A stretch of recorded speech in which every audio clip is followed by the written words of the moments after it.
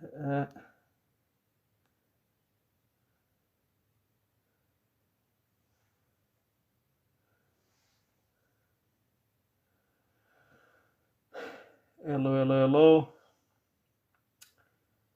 Sorry, guys. Give me 1 second.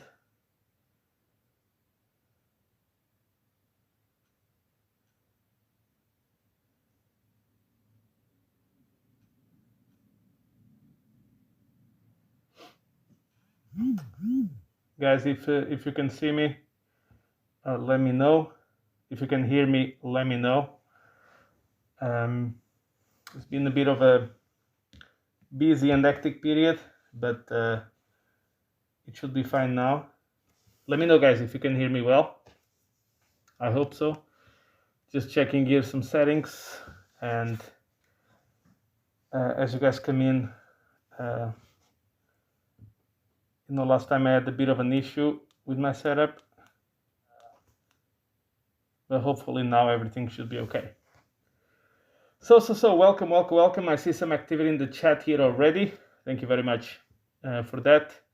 I see that Soldier USA is here $20, so thank you very much for the support of the channel.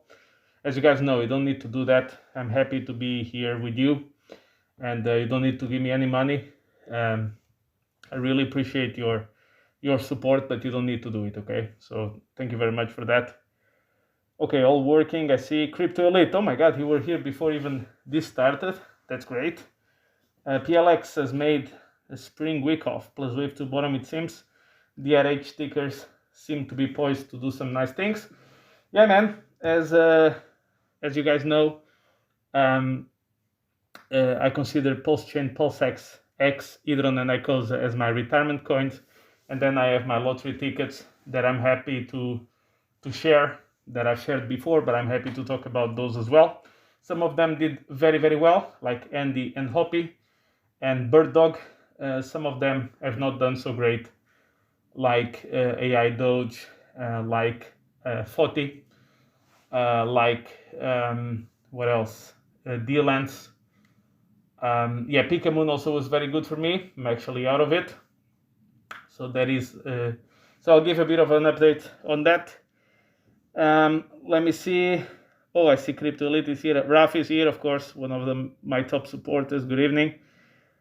If I listen to Roll Paul, okay, I'll cover that in a little bit. Maybe I'll do a little intro on the economy and on the markets, and then we go to crypto. Is usually where I get all the questions about. I see Island Boy Crypto. I came here for the truth and nothing but the truth. That's it, my friend. That's all I mean, I don't give you the truth. I give you my opinion, and you're happy to disagree with me. And when I'm wrong, you're happy to destroy me. It's part of life.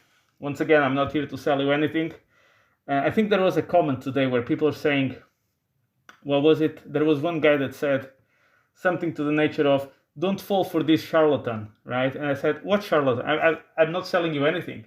So how can I scam you if I don't ask your money? Sounds a bit weird to me, but I mean, it's the world we live in. Apparently, I can be a scammer without, taking any money of you. Seems like I'm a very poor scammer, I guess. I mean, I'm not taking those very nice sponsorships by FTX and stuff like that. So I guess, indeed, I am one of the largest scammers on YouTube that manages to not collect any penny for it. That's life. Arturo, glad to make the life indeed. Jonathan Douglas, of course, I'm always humble. I've been right a few things, I've been wrong a few things. I'm going to go around all of them. So let's maybe pause a little bit and go back and try to split this video on what it's called the real economy for real people. And in case you haven't noticed, no, thank you, Arturo. No, I really don't mind. I just found it funny. Truly, like from time to time, hopefully, for you to have an idea, right? My like to dislike ratio on YouTube is something like 96% or 97%. It's a crazy amount. By the way, that reminds me, if you join the stream, please drop that like and subscribe. That is the only thing that I ask. If you can drop a like and a subscribe, that thing that you need to do this and this, it's a big effort. And from time to time I get comments like this, but it's fine. I mean, I really don't mind. I find it funny. particularly when they actually figure out that I don't charge anything for it, that you cannot even give me money. Like there's no wallet address, there's nothing, right? I'm not selling you private Discords or anything like that. But I just find it funny. Truly, I find it funny. But thank you very much for your comment. So let's go try to recap a little bit what happened. Okay. So the Japanese have been leading the rest of the world in this monetary experiment, if you want to call it an experiment. By the way, Raf, I didn't forget your question. I'm just going to leave it to the crypto section, okay? This, money printing as a currency debasement, but without CPI inflation kind of exercise. They've started it in the 90s because basically they had a big stock market bubble, very similar to the tech bubble. And then they had a real estate bubble, very similar to 2008. And they've been printing nonstop. And their debt ratios they dwarf anything that the US has. So Japan has printed hundreds of percent of their GDP. The Bank of Japan, which is the equivalent of the Fed, owns 80% of the stock market and basically buys bonds, every bonds, government bonds, corporate bonds, whatever the Fed does, multiply by 100 and you have the Japanese case. Now, they've been experiencing a little bit of inflation, not even that bad. They've been experiencing 2.2% inflation, but because that country never allowed for deleveraging and companies to go bankrupt and people to be moved to more productive areas of the country, of the economy, then the economy of Japan doesn't grow. Its average growth is 0% per year over 30 years, so it's a dead economy. But that means that a little bit of inflation is a big deal, particularly for a country that imports everything that they need. So they also fell for the same mistake of, raising interest rates fights inflation, which it doesn't. It just makes it worse. But they fell for that meme, if you will. But they have so much debt in their system that they cannot even take 0.5% interest rate. They need negative interest rates. And that market, basically, companies, certain financial institutions were getting literally loans for free. And they were, taking that money to go buy stocks, let's say in the American stock market, in the Japanese stock market, etc.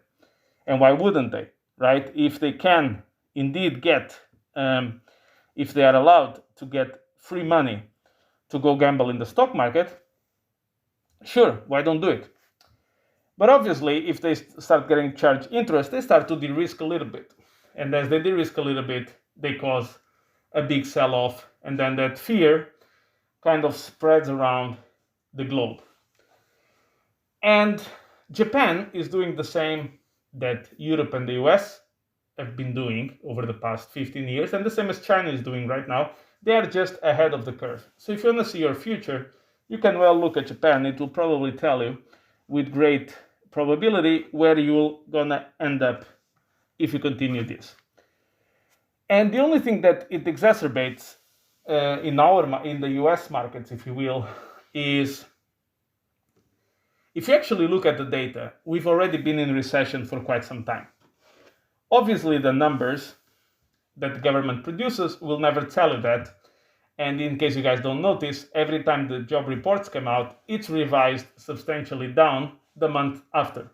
So the idea is they throw an headline, the headline impresses people, and then 1 month later they revise that total way down, sometimes 100,000 jobs down, but people are not paying attention because they are now already focused on the new report. And the economy has been weak in the US for quite some time. If you actually read the reports, you'll see that full-time employment has been decreasing over the past year, that the majority of new jobs are part-time jobs and government jobs, which are not productive. And finally, the majority of the jobs are going for people who already have a job, meaning that they need to get 2 and 3 jobs just to make ends meet. That's not the sign of a strong economy. You see, the media will try to tell you that the Bidenomics are great and the economy is very strong, but then Joe Biden has the lowest approval rating in the history of any president, and his number one factor is the economy. So the media gives you the narrative over here, and then the approval rating gives you the fact over here. And you need to distinguish both because they have nothing to do with each other. And since the market was priced in for perfection, you need a big shock to correct it. It's fine. It's not a big deal. So basically, three things were being priced in. Number one, obviously, the Japanese situation scared everybody out. Number two, the recession now seems inevitable and very clear for those that were sleeping. And number three, of course, there's escalation tensions in the Middle East, which it's a bad sign for the entirety of the planet. And is one of the reasons, if I were in the US, would vote for Trump. Because, I mean, I can only base what I've seen, which is when he was president, no new wars happened. And he avoided a lot of them.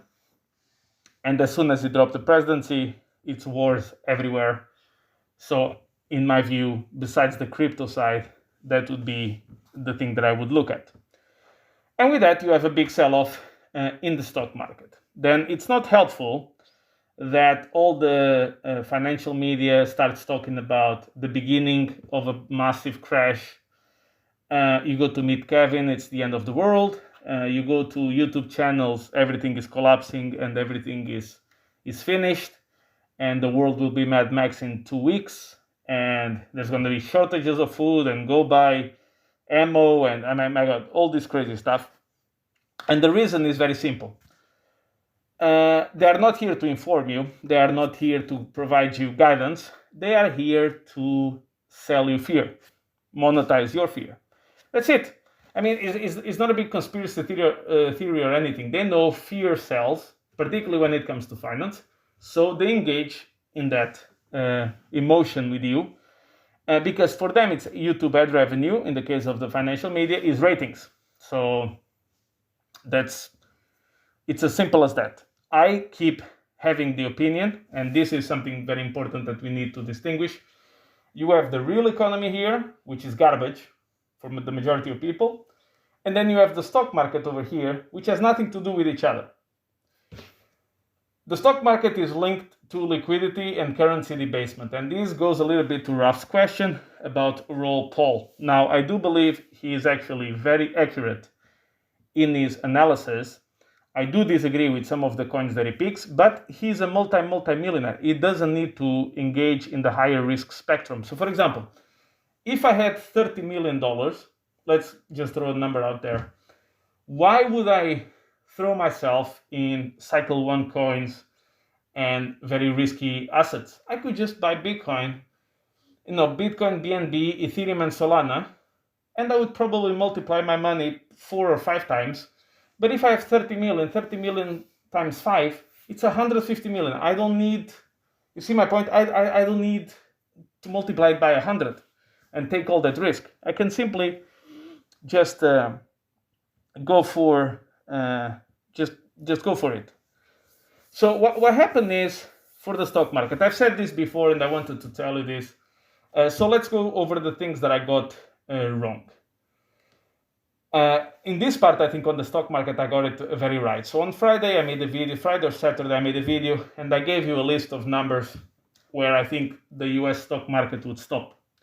So I said for the Russell 2000, somewhere between 2000 to 2025, we went to 1,994. So I was wrong for $6. I think it was pretty accurate, but we stopped over there. Then for the Dow Jones, I said 37,500 to 38,500. We stopped at 38,499. So basically $1 between the target that I was looking for. The S&P, I said 5,000 to 5,200. We went to 5,160 or 70. And the Nasdaq 100, which is the one that I look the most, I said 17,250. And 18,000, we went to 17,445. Now, why did I come with these numbers? Am I a magician? Am I Nostradamus? No. Those are important weekly moving averages on all those indices between the 200 moving average, the 50 moving average. We at some point need to retest those levels before we can go up again. Now, this is very important. It seems I think for Bitcoin we bottomed, by the way, as I've said yesterday. But stocks can still go a little bit lower. Okay, we have now gone into an extreme volatile period. We had these extreme volatile movements, which means that a lot of damage has been done to the charts. So in my view, my personal opinion, I don't think we're gonna go from here straight up to new all-time highs. Unless there's something happening in the background that I'm truly missing, I don't think that's gonna happen. I think there's gonna be a bit more volatility, particularly for the rest of this week and the next. And then we should actually go a little bit down in volume because you have the holiday period. The second part of August tends to be very quiet in terms of volume. But my point being, I don't think we're just gonna resume upwards for stocks. Talk about stocks here. I think we're still gonna have some volatility to the downside. Have we seen the bottoms? Potentially. One of the reasons is, and I'll give you this little trick, you would go to any financial media, you would turn on any financial media channel, or you would turn any financial channel on YouTube, and they would tell you, this is the beginning of ta-ta-ta-ta-ta-ta. When they tell you this is the beginning of, most often than not, it's the end. Need to understand those little things. Of course, they will never admit it. They will just jump to the next prediction of the world ending. But like, for example, when I got something wrong, I tell you immediately. I started my video by saying what I got wrong. So that's the difference. But that doesn't sell. So they just jump into the next prediction. But whenever you see a lot of people saying this is the beginning of a crash of whatever, typically it's the end. But we can still go a little bit down, more or less into the levels that I've said. However, I think it's quite likely that we may have stopped. However, I am expecting some volatile on both sides of the L, so meaning up and down. So I would be wrong and extremely surprised if we just go straight up into new all-time highs. I would be very surprised if that happens. No, Raf, I will cover that in a little bit. So I do think that this is the situation. The Fed and the Treasury, both alike, have a lot of liquidity measures that has nothing to do with interest rates to pump the markets, particularly as we have an election in November. So basically, if you have a market crash of 20-25%, you can just put Trump inside the White House and you don't even need an election because the Kamala would have absolutely zero chance. So I would be cautious about it because you're fighting people that can create infinite currency, meaning can debase your currency infinitely, and you are fighting against those people. It's a big fight. I'm not much in favor of that kind of fight. I'm more in favor of trying to, okay, they will think like this, so how can I benefit, blah, blah, blah. I wouldn't be surprised, for example, if the CPI number comes lower than expected. So basically to confirm the rate cut and for people to relax. Now, what people need to understand, and I've seen many channels demanding this, that the Fed should come and make an emergency rate cut. My God, when I saw this, I couldn't believe it. I thought it was kind of a joke. I said, for what? So inflation is still around 3%. Unemployment, okay, is 4.3%. But come on, it's not like 10%. It's not the end of the world. And all the stock market indices in the US, well, with the exception of the Russell 2000, were all up on the year.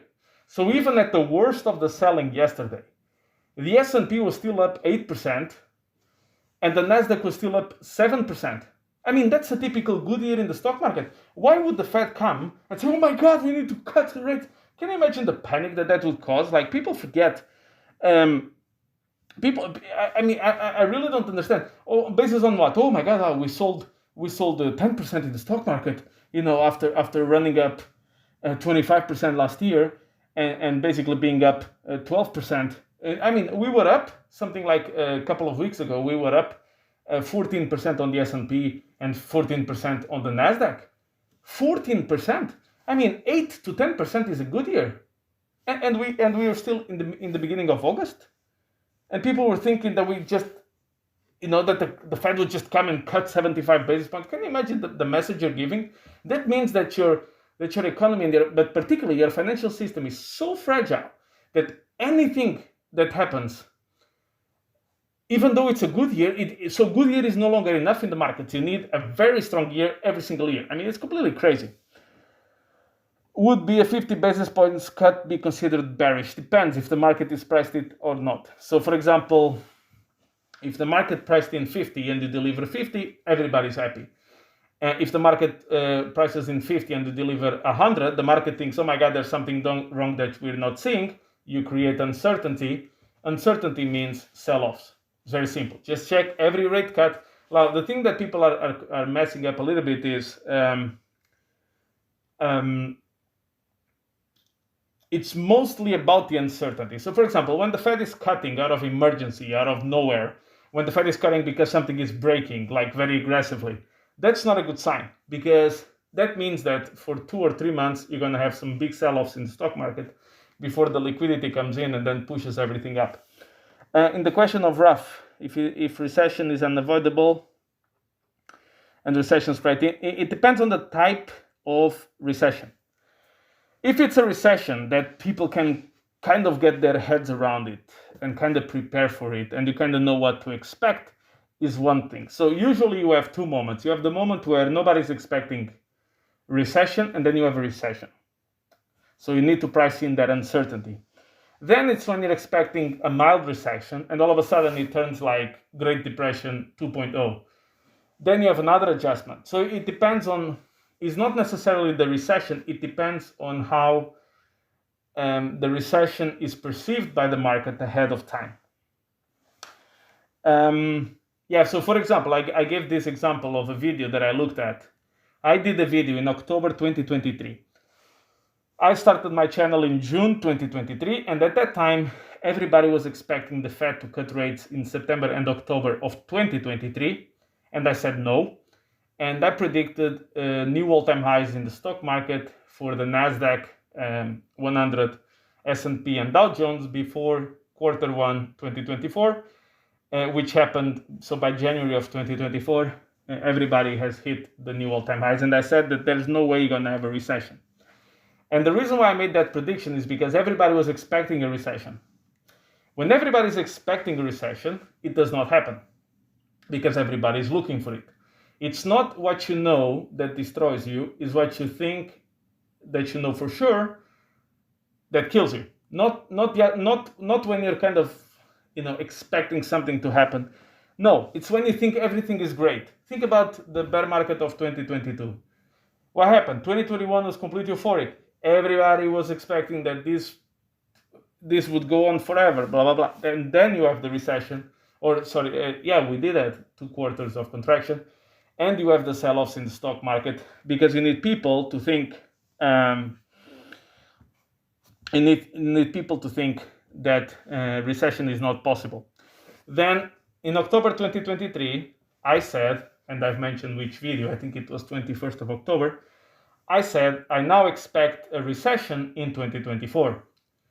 And the reason why I said that is because at the time, the CNBC, the Fed, the banks, commentators, they were all saying that they couldn't foresee an inflation, they couldn't foresee a recession in 2024. Then I said, okay, then you're gonna have one, most likely, because none of them can foresee it. See what I mean? When they were so convinced that there was no way we're gonna have a recession, that's when you're gonna have one. When they're completely convinced that there's no way, not the other way around. Now, at the end of the day, and I do truly believe this. By the way, I see the comments, Crypto Elite, so I will reply to that. So, Raf, I hope I answered the question. So, what happens in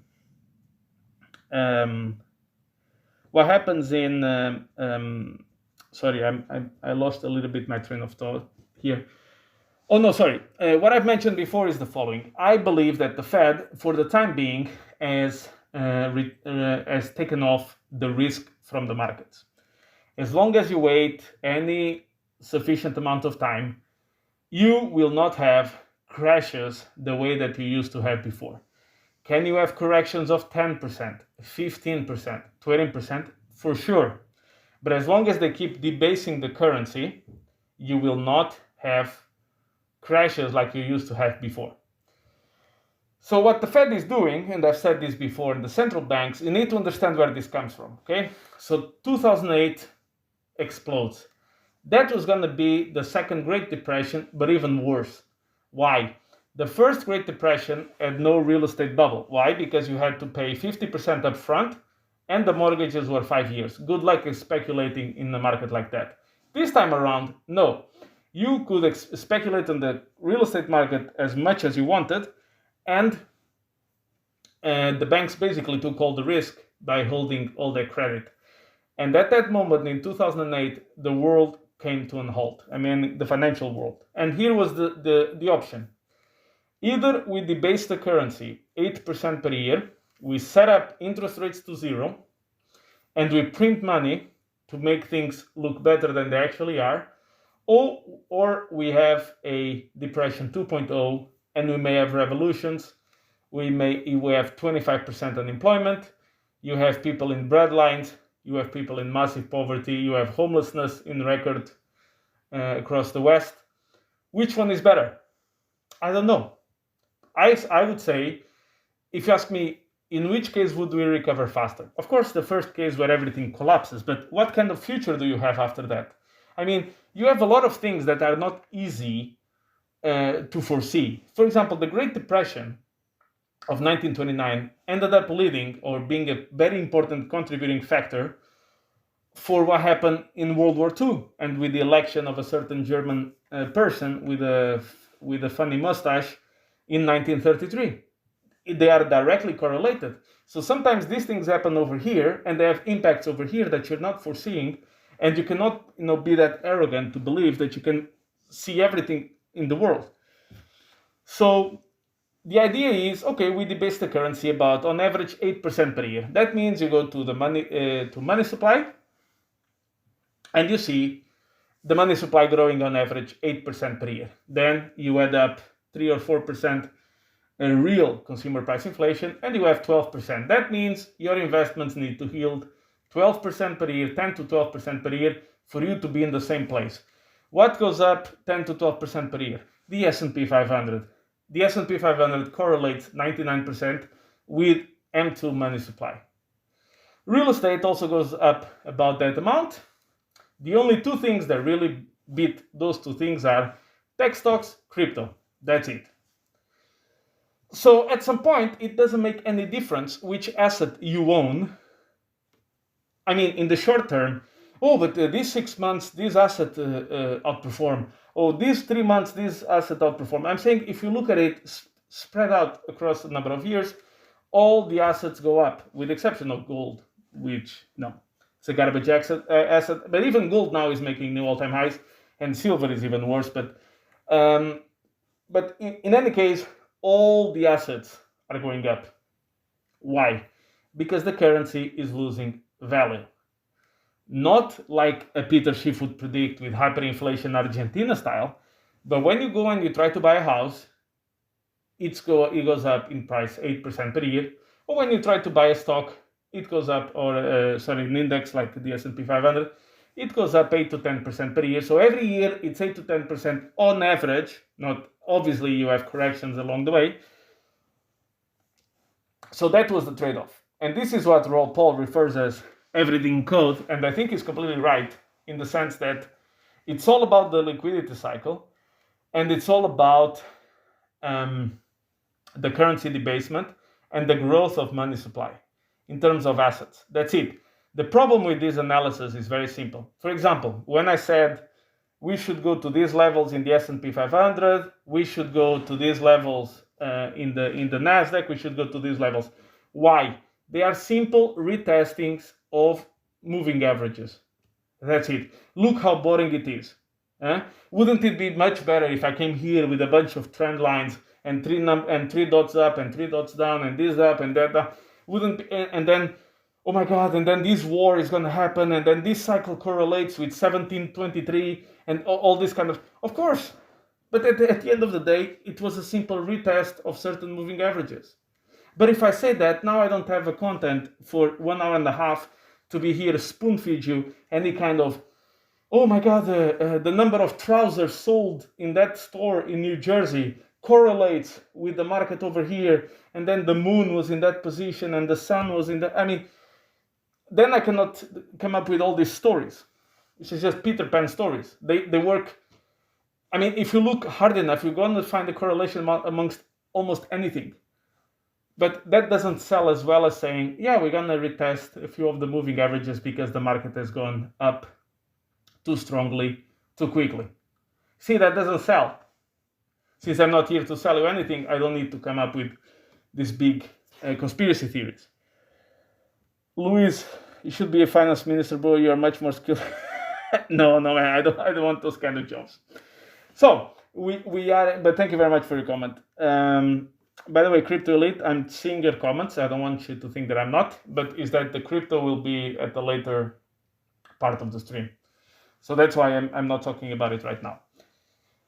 So in theory, and this is the point, as long as the bond market remains stable, and the best place, no, Crypto Elite, you're not ignored. I'm going to reply to you. I noticed your comments. It's just that I'm trying to divide this in real economy, stock market, and then crypto at the end. Otherwise, I'm already jumping a little bit all over the place. So I'm trying to keep some structure here. No, I love you too, man. Thank you very much. And by the way, Ryan, best videos, best streams. Thank you very much for your comments.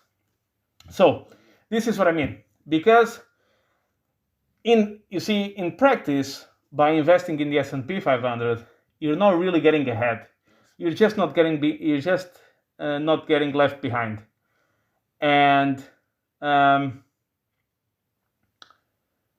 I don't know, man. I just started the live stream. I don't notice much on the settings. Maybe something that is set up automatically. I will try to correct it for the next time. So sorry about that. But basically, so in terms of the basically the S&P 500, what happens? The S&P 500 it just keeps you more or less in pace with the debasement and the inflation at the same time. So you don't really get ahead, but you also don't get left behind. And since 99% of population, not 99%, but like 80% of the population gets left behind, over enough time, you get much further ahead.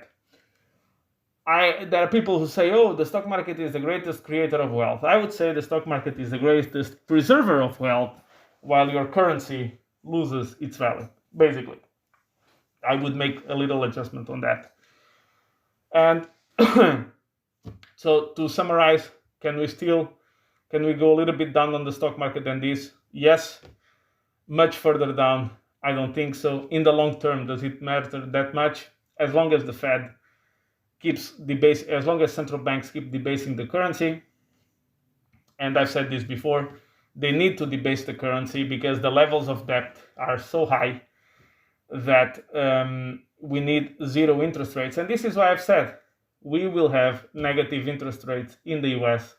When I say negative interest rates, I mean negative Fed funds rate before the end of the decade, because we are in 2024 and 76% of the income tax revenue is to pay interest on the debt.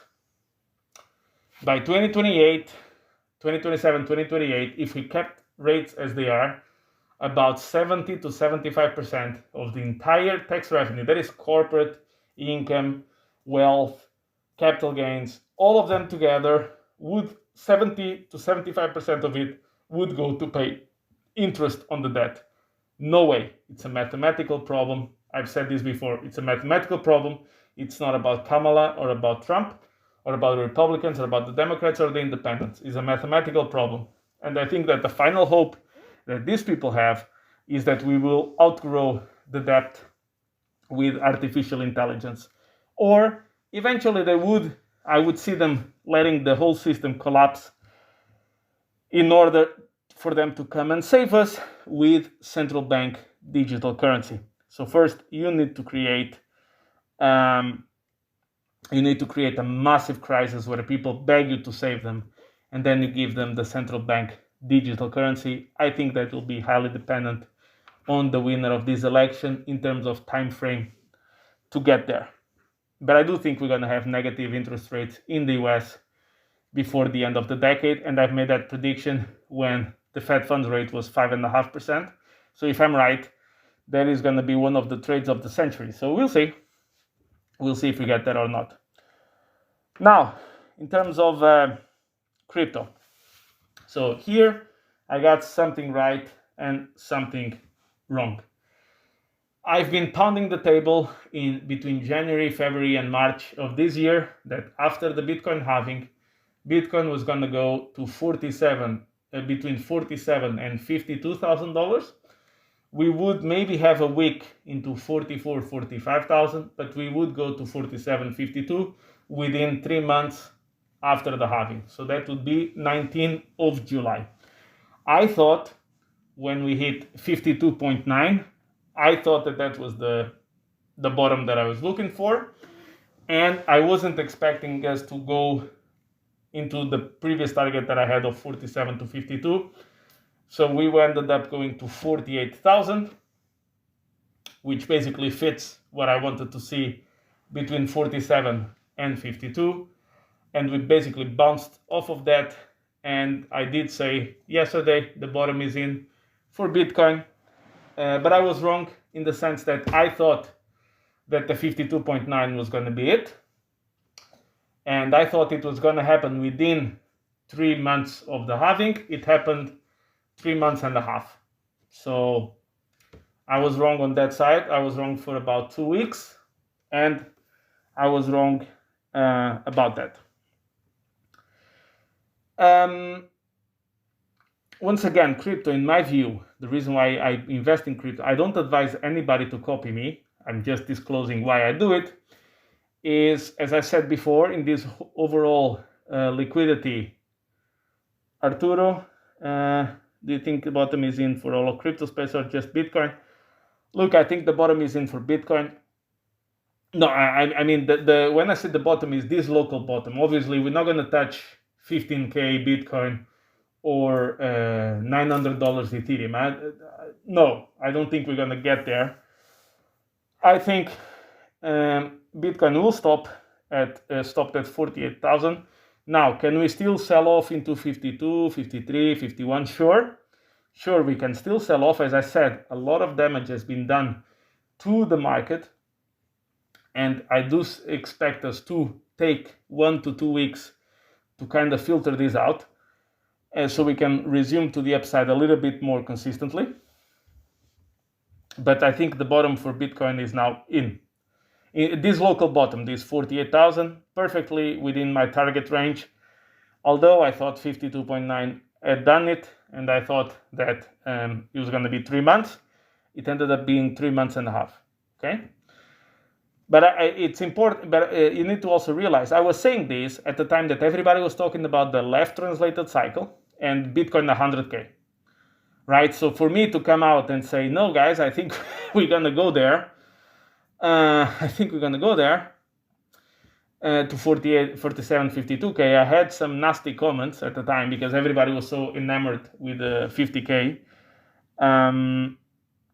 We test 48K. No, I think we already did on Monday evening. So I think we are done on it. Now, in terms of the rest of the crypto, look, the rest of the crypto market will go up, in my opinion, once Bitcoin goes up as well, and once it becomes clear that it breaks the previous all-time high a little bit more decisively. I'm talking about maybe Bitcoin 85, 90K, something a bit more distanced from the 69, 74 range. Then I think obviously the altcoins end up being leverage on Bitcoin. In terms of PulseX, my friend Crypto Elite has mentioned, yes, PulseX is one of my favorite RH coins, probably actually my favorite. I love the concept of a buy and burn, in the sense that it's like having a drunken millionaire that every day wakes up, buys the coin, and forgets the keys. So that is something that definitely attracts me on PulseX. I think the chart structure is very positive. And I do believe that Richard Hart also looks at the fib levels and at certain Elliott wave patterns, and he did intervene when we were starting to test those values, and it pushed the price up. So yes, I'm a crypto elite following, as I've said, my retirement coins are PulseChain, PulseX, Hedron, and Icosa. I had both of them in Ethereum and PulseChain ecosystem. And I've disclosed, for Eternal idea crypto elite, because I think you were not part of my channel at the time, I disclosed my coins during when the SEC attacked Richard Hart. So basically, when we had that very nasty sell-off, I came forward and I disclosed my crypto. Can you imagine that? Not the complete opposite of the crypto influencer. My God, I actually had very nice comments. I had people saying, oh, I feel so bad for you because I actually like you, and I think that you made a big mistake, and I think you're gonna lose everything, but I actually like you. So I actually had a friendly FUD, if you will, which to me was actually quite helpful. I also have ink as well. I apologize, but I have less than it, okay? I have ink, I have less than the others, but I do also have a little bit of it, okay? You're right. But I have more Hedron, Icosa, PulseChain, PulseX. And PulseX is the one that I'm more heavily weighted on. In terms of lottery tickets, I have Andy on Ethereum, since it was $1.5 million market cap. I have Hoppy, since it was $1 million market cap. I had Pikamoon, I sold it. I had Bird Dog, I sold it for a 14x. I now have a bit of Matt Fury coin on Ethereum. I have PDAI. I sold Pikamoon, so I'm out of that one. And I'm looking and I'm saving some dry powder for the potential new narrative, the final new narrative of the cycle. Just like the NFTs came at the end of 2021, I do expect a new narrative to pop up in the next few months, and I will try to position a little bit with lottery tickets. So when I say lottery tickets, is I have different wallets. I deploy a little bit of funds, small money, $700, $500, $300, and they have different wallets in case there's something wrong with the code. They don't touch my main wallets where I have all my crypto, my big position saved. Now, the main token shouldn't be the most valuable. Yeah, I mean, look, I think all of them eventually will do well. They are cycle 2 narratives, so they tend to pump at the end of the cycle. I do expect them to do somewhere between 50 to 75x at least. If they do 50 to 75x, I am positioned well enough that I can retire. If they do more than that, obviously, the more they do, the better for me. Obviously, right? In any case, I've positioned myself that I don't need 1,000x and all these crazy predictions that people were making, and I will be positioned for it. Now, in terms of crypto in general, I think after the second half of August, we should start seeing more consistent movement up, and we should start seeing, a better, a bit more stable performance to the upside. I think September has the potential to be a crazy good month for us. I hope that does extremely well for me. GIF made me well set up. I got a lot of free cash at like 500 million PLX, now almost 10 billion PLX. Yeah, no, that's congratulations. That's a big position.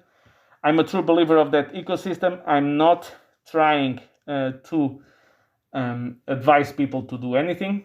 I just disclose my coins, when I buy them, my average price on them, and why I bought them. And I disclose all of it well ahead of any pumps, so people know where I stand.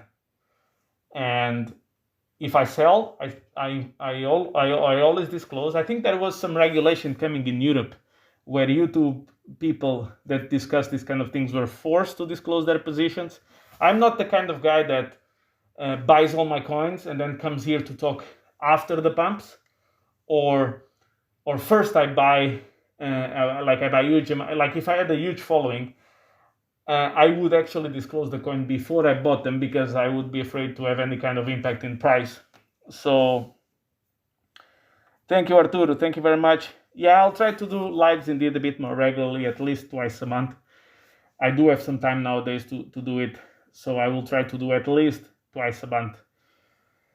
And actually, by the way, funny thing, and maybe I will finish up on this, we were ahead of the cycle for Bitcoin in terms of price, meaning that the price was too high for the time period of the cycle, and this recent sell-off basically has put us in line with what the cycle should be, not only in terms of timing, but also in terms of price. And I'll leave you with this just for you to see how crazy things are. We just had a massive crash in Bitcoin, right? We are up on the, we are pretty much flat on the month. So basically we crashed to a month ago price. This is the craziness of crypto. Is every day looks like a freaking eternity. Like, oh my God, what a big crash, what a big, yeah, we crashed to a month ago price. That's all we did. And we had, no, I'm not the inside info. I'm not the inside info. Anything. I just step back and look at some of these cycles, and they repeat very, very closely. I mean, the thing is, I always give this example. It's a bit like reading a history book and actually living it. So, for example, if you read a history book about a big conflict, right? You read it and you kind of imagine it, right? But one thing is to be in the middle of the battlefield, seeing that those things happen around you. Then it's much harder, even though you know what's going to happen. It's much harder when you're living it. You see my point? I think this is the best metaphor then I can give you. By the way, I think we had the reason why I was so comfortable to basically disclose that I think Bitcoin has hit its bottom. One of the biggest.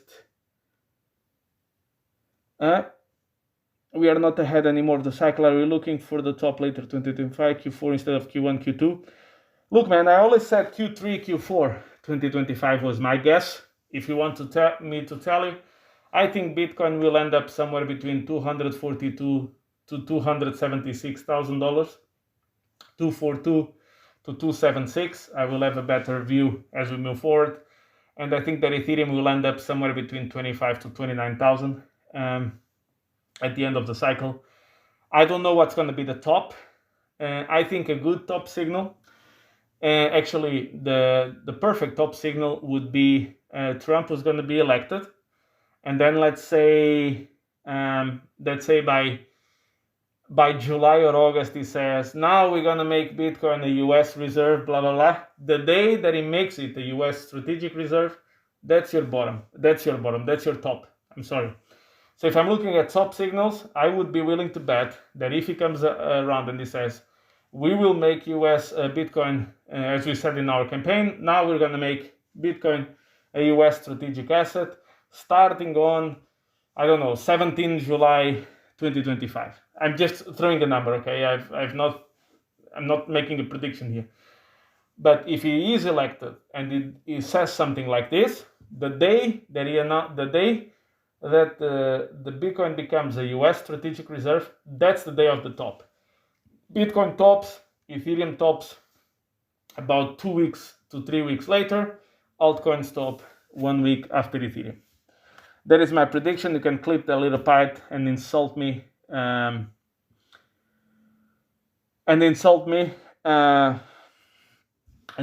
that if I'm completely wrong. But I do think that that's going to potentially is a very good shot of being a top signal.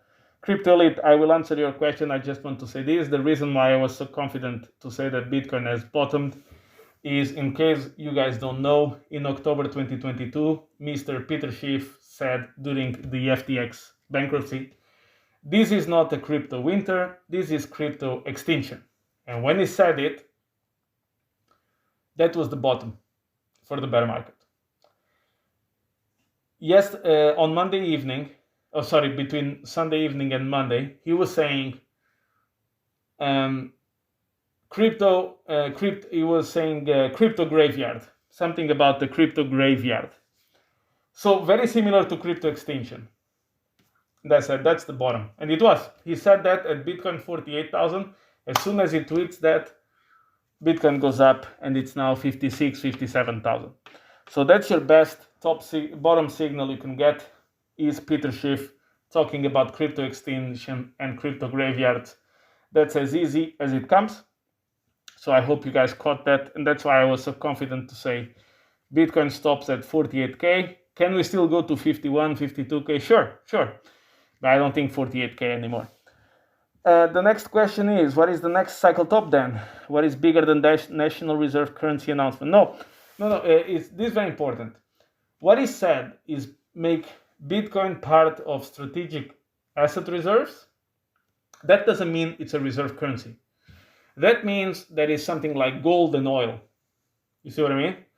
It's one of the assets that the government holds as strategic assets. But not to peg the dollar to it or anything like that. I mean, I've seen people like predicting that. I don't think that that's going to happen. Then the other cycle will be most likely other countries following the example, but most importantly will be further crypto allocation into IRAs and 401ks. The currency debasement will continue, so that means all risk assets will go up. The reason why crypto goes up more than the others is quite simple. So they debase the currency, right? Why? What's the problem with bonds? Nobody's gonna buy bonds that pay you, 0.5% interest. Okay, so that's out. What about commodities? No, why not? Because let's say the gold price goes up, right? What is the incentive of the miners? Mine as much gold as possible, as quickly as possible, and dump it on the market. What is the incentive of oil producers? Get as many barrels as you can and sell them, dumping on the market. Okay, what about stocks? What's the problem with stocks? When stocks go up in price, what is the incentive of management? To issue more shares. What about real crypto? They have defined rules, regardless of who's in power, regardless of what the interest rate is, regardless of recession or expansion, it's the same rules. That's it. It's really that simple. And then it's a smaller market, which means that, a couple of $1 trillion doubles the entire market, while a couple of $1 trillion in the stock market doesn't even, count. That's it. There's no big conspiracy theory. I know this is not the most, exciting answer possible, but that's it. Now, I mean, when the top is in and we have a new cycle, what do you think will be the next top signal? There is nothing better. ETF top is done. We got the treasuries come as well. So what's next? Yeah, I would say the top signal for this cycle will be, I think, if Trump gets elected, the day Bitcoin becomes a US strategic reserve. I think that's the most likely. I mean, there can be other top signals, by the way. I think if I need to think, like when you are in the middle of the cycle or when you are in the euphoria phase, it's easier to tell. What I'm saying is, I'm already starting to think, okay, let's say fast forward 2025, what can be happening that can be the top signal? That's my process, my thinking process. That's one of them. Of course, if the strategic asset reserve only happens in, let's say, 2027, then obviously it's not going to be the top in 2025. I'm just thinking that what can be. When the top is in and we have a new cycle, what do you think will be the next top signal? You mean for the next cycle? I don't know. I mean, it's too early to tell. I mean, I don't even know what's going to be the bottom signal of the next bear market. I have no idea. Oh, by the way, I do think that in the next bear market, Bitcoin will probably go down somewhere between 50 and 65%, but no longer 75 or 80%. That's my view. And yeah, guys, I think we covered a lot of things here. Be very careful.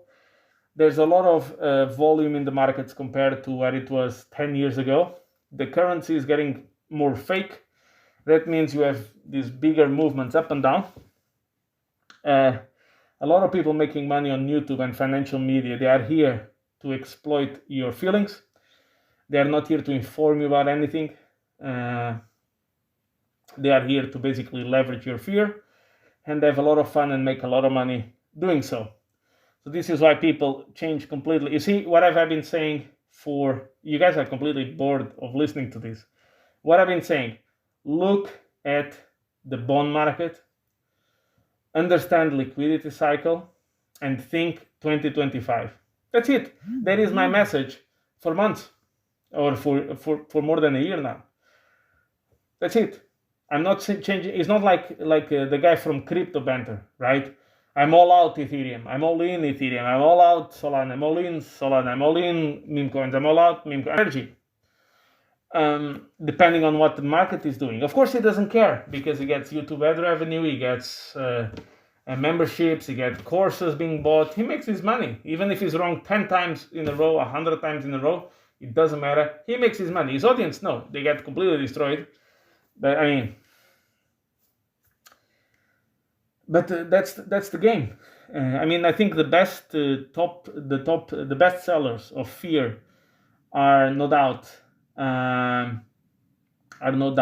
Peter Schiff and Harry Dent.